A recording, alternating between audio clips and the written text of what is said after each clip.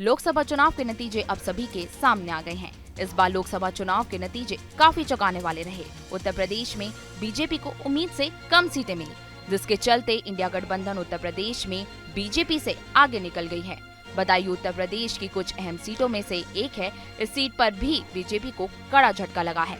यहाँ सपा के नए चेहरे शिवपाल यादव के बेटे आदित्य यादव ने करीब 35,000 वोटों से भाजपा के दुर्विजय सिंह शाक्या को शिकस्त दे दी है। इसी के साथ शिवपाल यादव और अखिलेश यादव की अगुवाई में समाजवादी पार्टी यानी सपा ने भाजपा से अपना गढ़ बदायूं वापस ले लिया है।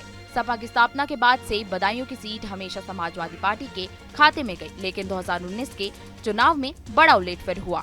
तब स्वामी प्रसाद की बेटी संघमित्रा मौर्य ने बीजेपी के टिकट पर चुनाव लड़ा और सपा के गढ़ में सेंध लगाते हुए बदायूं का लोकसभा चुनाव जीत लिया। लेकिन इस बार फिर बदलाव हो गया है। कहना बिल्कुल भी गलत नहीं होगा कि सपा के सामने भाजपा इस बार बदायूं में काफी फीकी रही है। गृह मंत्री अमित शाह और रक्षा मंत्री राजनाथ सिंह ने भी दुर्विजय शाक्या के लिए प्रचार में शामिल हुए थे।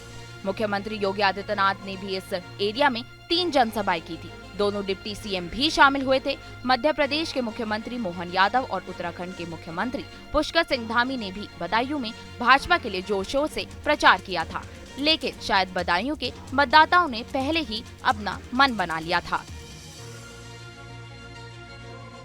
आखिर कैसे भाजपा के दिग्गजों के सामने सपा के नए चेहरे यानी शिवपाल के बेटे आदित्य यादव ने बाजी मार ली, आइए चलिए जानते हैं। सहसवान और गुन्नौर ये दोनों विधानसभा सीटें समाजवादी पार्टी के लिए हमेशा संजीवनी का काम करती है,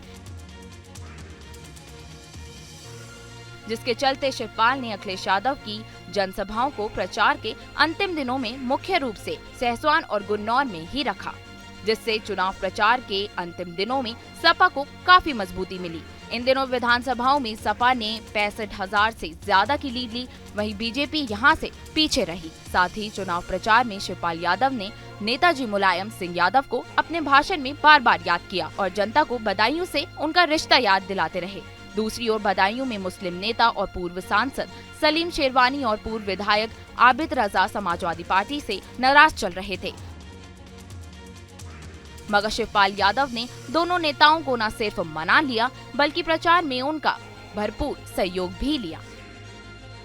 इसी के साथ बदायूं में 3 प्रदेशों के मुख्यमंत्री, देश के गृह मंत्री और रक्षा मंत्री चाचा भतीजा की जोड़ी के सामने बेअसर साबित हुए। भाजपा के स्टार प्रचारकों की फौज के सामने अखिलेश यादव और शिवपाल यादव भारी पड़े और बदायूं को अपना गढ़ साबित करने में कामयाब रहे।